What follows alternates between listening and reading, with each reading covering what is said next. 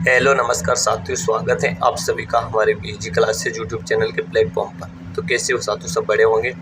तो आज मैं आपके सामने लेकर आया हूँ एक और नई क्लास राजस्थान जीके की, जो चतुर्थ श्रेणी बेस्ट सीपीटी शिक्षक भर्ती परीक्षा, आगामी जो भी भर्ती परीक्षाएं होने वाली उन सभी के लिए बहुत ही इंपॉर्टेंट होने वाले साथियों। ठीक है, तो चलते साथियों। चलने से पहले जो भी नए सदस्य जुड़े हुए हैं इस चैनल से, वो कृपया करके चैनल को सब्सक्राइब कीजिएगा और वीडियो को ज़्यादा से ज़्यादा लाइक और शेयर भी कीजिएगा साथियों। ठीक है, तो चलते हैं आज के पहले क्वेश्चन को। तो पहला क्वेश्चन आता है हमारा कि शिवशाल कोटड़िया का संबंध किस कला मंडल से।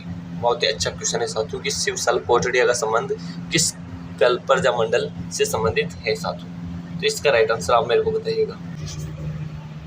चार ऑप्शन आपके सामने दिए गए हैं, बांसवाड़ा, धौलपुर, भरतपुर और डूंगरपुर। तो इसका राइट आंसर आप मेरे को बताइएगा कि शिवशाल कोटड़िया का संबंध किस प्रजा मंडल से। तो इसका राइट आंसर क्या हो जाएगा? ऑप्शन नंबर डी इसका राइट आंसर हो जाएगा, यानी कि डूंगरपुर प्रजा मंडल से संबंधित है कौन? शिवशाल कोटड़िया।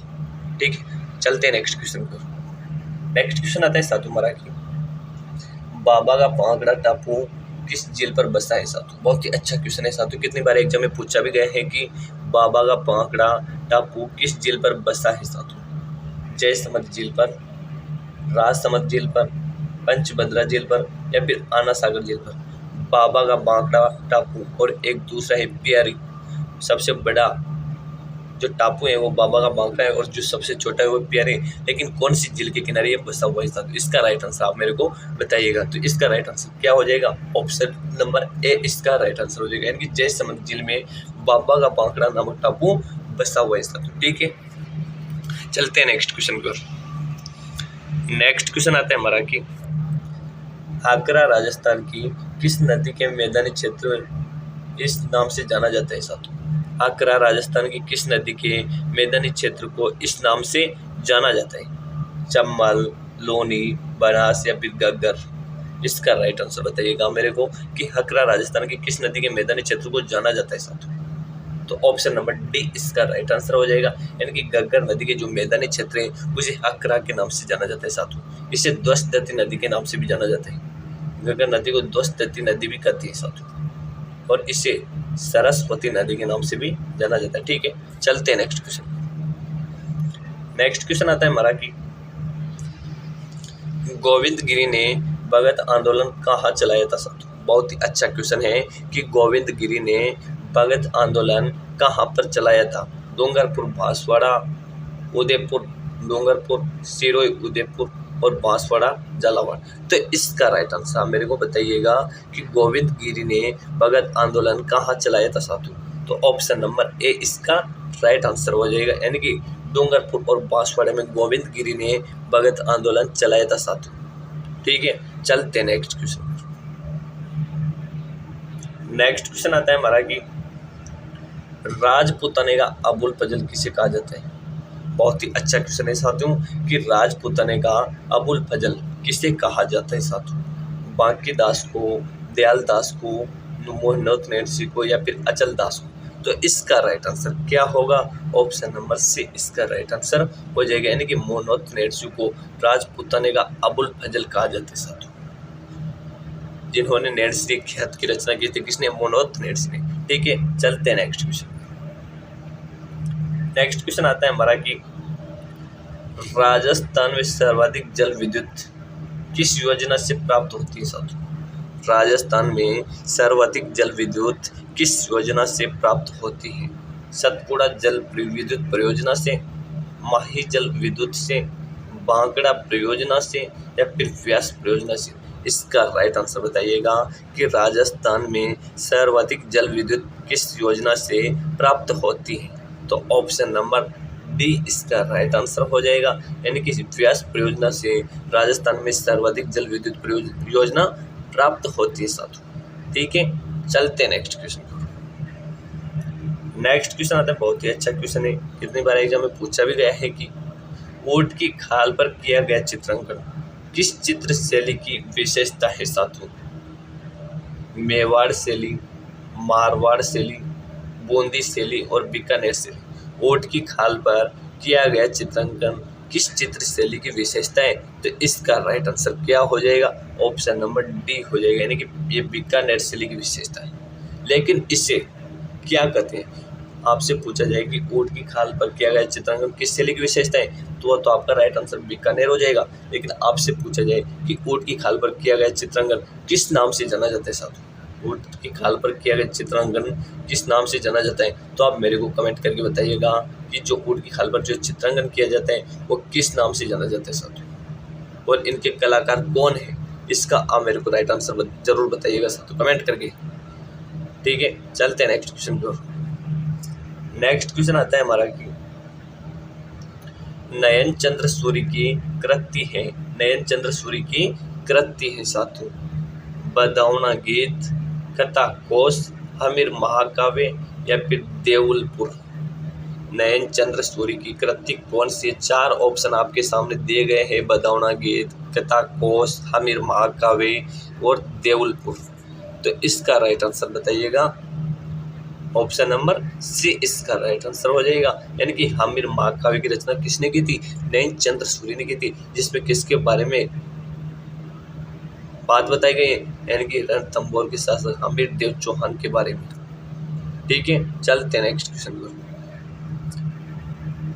नेक्स्ट क्वेश्चन आता है हमारा कि 2011 की जनगणना के अनुसार राजस्थान का जनघनत्व है 382, 324, 201 या फिर 200। 2011 की जनगणना के अनुसार राजस्थान का जनघनत्व कितना है, इसका राइट आंसर आप मेरे को बताइएगा। तो ऑप्शन नंबर डी इसका राइट आंसर हो जाएगा, यानी कि राजस्थान का जनघनत्व कितना है? 200 यानी कि 200। 2011 की जनगणना के अनुसार राजस्थान का जनघनत्व कितना है? 200 है साथियों। ठीक है, चलते हैं नेक्स्ट क्वेश्चन की ओर। नेक्स्ट क्वेश्चन आता है हमारा कि राजस्थान राज्य हथकरघा विकास निगम लिमिटेड का मुख्यालय कहाँ पर है तथा इसकी स्थापना कब हुई थी? बहुत ही अच्छा क्वेश्चन पूछा गया आपसे कि राजस्थान राज्य हथकरघा विकास निगम लिमिटेड का मुख्यालय कहाँ है और इसकी स्थापना कहाँ की गई थी, यानी कि एक साथ 2 क्वेश्चन पूछे गए आपसे। जोधपुर में 1984 में, जयपुर में 1984 में, अलवर में 1984 में या फिर कोटा में 1984 में। तो इसका राइट आंसर क्या होगा? ऑप्शन नंबर बी इसका राइट आंसर हो जाएगा, यानी कि जयपुर में 1984 में। राजस्थान राज्य हथकरघा विकास निगम लिमिटेड का मुख्यालय कहाँ है? जयपुर में है साथियों, और इसकी स्थापना कब की गई थी? 1984 में की गई थी। ठीक है, चलते हैं नेक्स्ट क्वेश्चन पर। नेक्स्ट क्वेश्चन आता है हमारा कि जालौर में चौहान राज्य की स्थापना किसने की थी साथियों? बहुत ही अच्छा क्वेश्चन है कि जालौर में चौहान राज्य की स्थापना किसने की थी? कीर्तिपाल ने, लक्ष्मण ने, भारत ने या फिर लोमा ने? जालौर में चौहान राज्य की स्थापना किसने की थी? तो इसका राइट आंसर क्या हो जाएगा? ऑप्शन नंबर ए, यानी कि कीर्तिपाल चौहान ने जालौर में चौहान वंश की स्थापना की थी साथियों। और यहाँ के प्रसिद्ध शासक कौन थे? कन्नड़ देव चौहान थे। जालौर के प्रसिद्ध शासक कौन थे? कन्नड़ देव चौहान थे, जिसके समय 1311 में जौहर भी हुआ था साथियों। ठीक है, चलते हैं नेक्स्ट क्वेश्चन।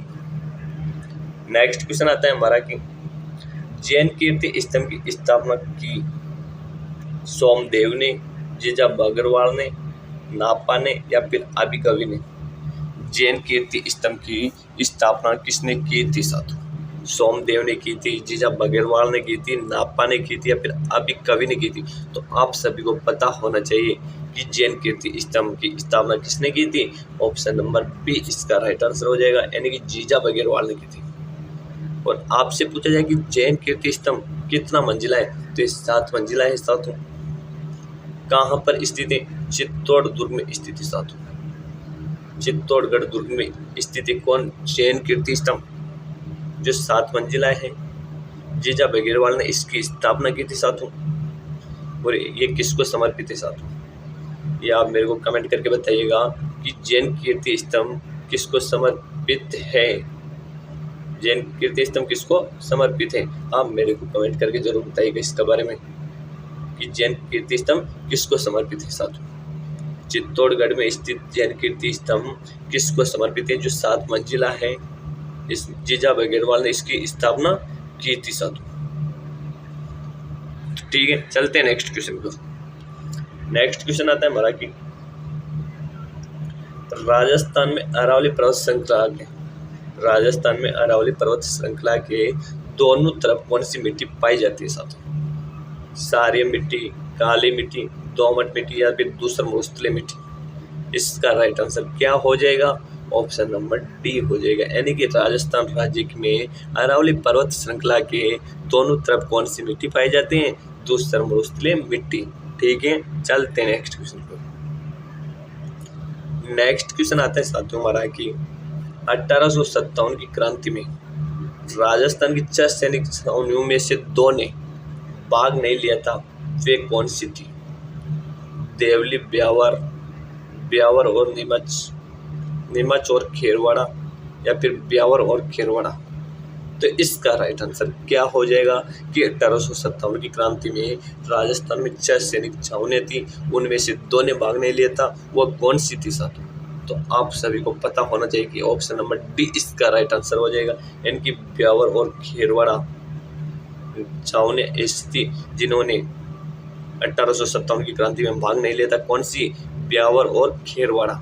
ठीक है, चलते हैं नेक्स्ट क्वेश्चन। बहुत ही अच्छा क्वेश्चन आ रहा है नेक्स्ट की राजस्थान का कौन सा शहर अब दूसरा सूखा बंदरगाह घोषित किया गया है साथियों? राजस्थान का कौन सा शहर अब दूसरा सूखा बंदरगाह घोषित किया गया है? भरतपुर, बीकानेर, जोधपुर या फिर धौलपुर। भरतपुर, बीकानेर, जोधपुर या फिर धौलपुर। राजस्थान का कौन सा शहर दूसरा सूखा बंदरगाह घोषित किया गया है? तो इसका राइट आंसर क्या हो जाएगा? ऑप्शन नंबर सी, यानी कि जोधपुर शहर। ठीक है, चलते हैं नेक्स्ट क्वेश्चन। नेक्स्ट क्वेश्चन आता है हमारा कि ईरा, चाप और मोरन किस नदी की सहायक नदियां हैं साथियों? ईरा, चाप, मोरन ये नदियों के नाम है, लेकिन किस नदी की सहायक नदियां हैं साथियों? बनास, चंबल, लूणी या बाई। ईरा, चाप और मोरन किस नदी की सहायक नदियां हैं? तो इसका राइट आंसर क्या हो जाएगा?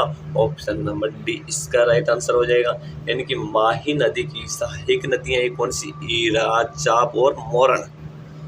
ठीक है, चलते हैं नेक्स्ट क्वेश्चन की ओर।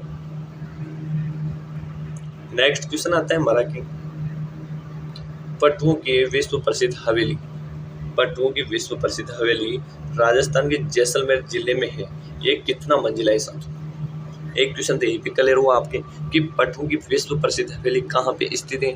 जैसलमेर में स्थित है, लेकिन ये कितना मंजिला है?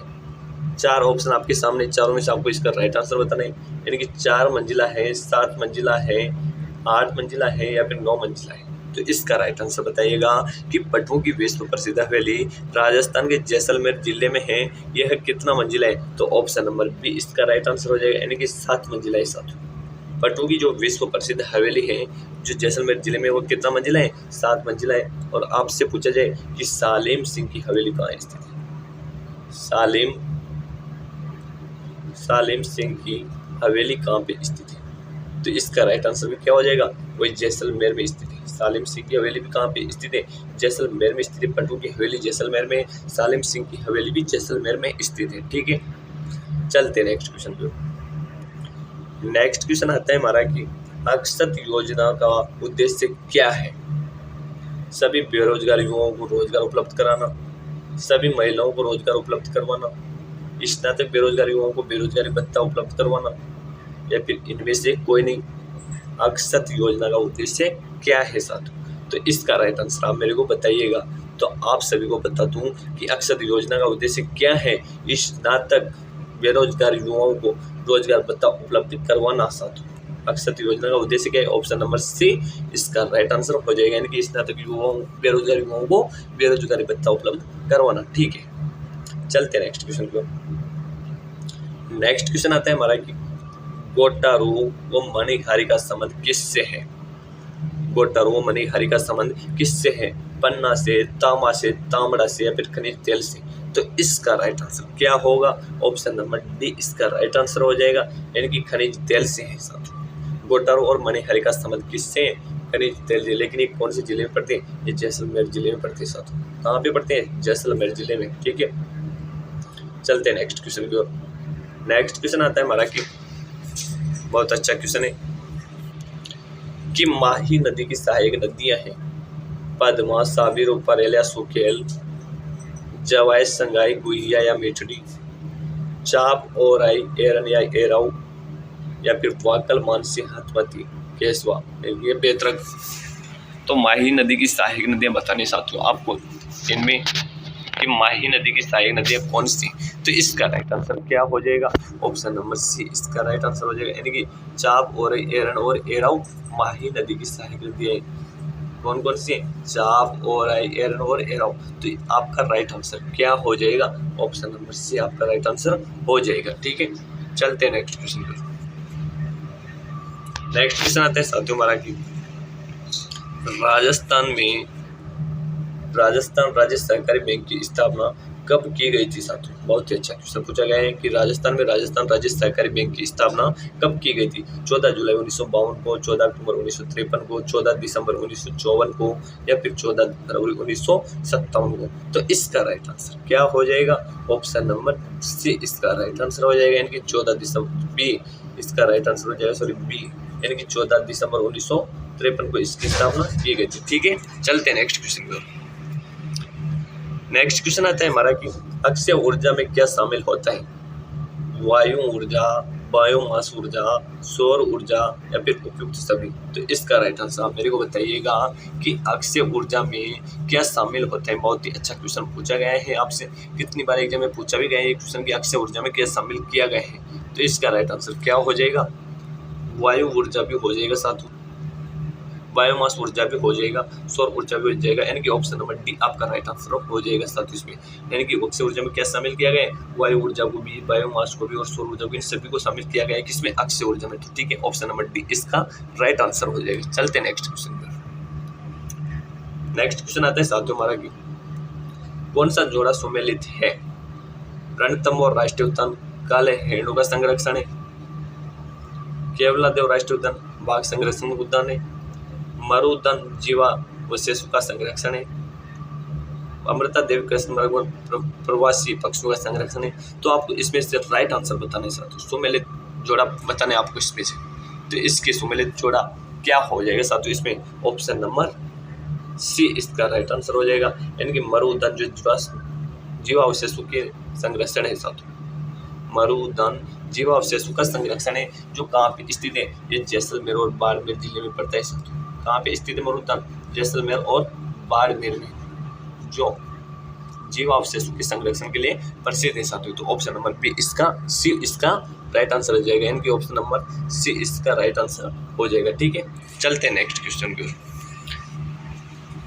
तो आज की क्लास का यहीं पे समापन करते हैं साथियों, अभी के लिए इतना ही, मिलते हैं नेक्स्ट क्लास में। तब तक के लिए आप बने रहिएगा हमारे बीजी क्लासेस यूट्यूब चैनल के साथ। और जिस किसी ने भी, जो भी नए सदस्य जुड़े हुए हैं, जिसने भी चैनल को अभी तक सब्सक्राइब नहीं किया है, वो जल्दी से जाइएगा, चैनल को सब्सक्राइब कीजिएगा और वीडियो को अपने दोस्तों तक ज़्यादा से ज़्यादा शेयर कीजिएगा, ताकि इस क्लास का फ़ायदा अपने दोस्त भी उठा सके।